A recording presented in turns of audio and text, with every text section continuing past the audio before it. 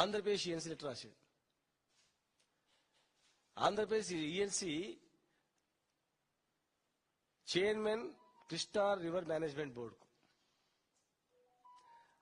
ఆయన పరిధికి మించి ఆయన రాష్ట్రం గురించి మాట్లాడాలి కానీ తెలంగాణ రాష్ట్రానికి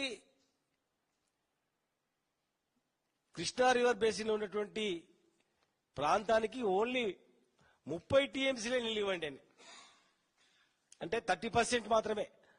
30.85 టీఎంసీలు అంటే ఒక 30% మాత్రమే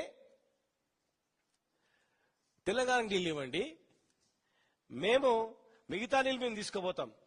అంటే 146 టీఎంసీలు 146 టీఎంసీలు మేము తీసుకెళ్తాము, 30 టీఎంసీలు తెలంగాణ వాళ్ళకి ఇచ్చేయండి అని.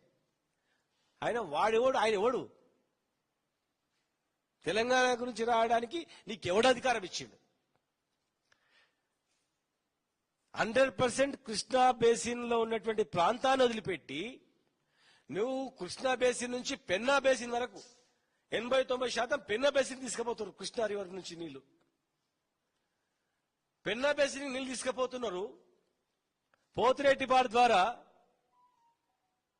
10,000 క్యూసెక్లు అని చెప్పి 30,000 క్యూసెక్లు తీసుకెళ్లి అక్కడ నింపుకుంటున్నారు ఆ ప్రాంతంలో.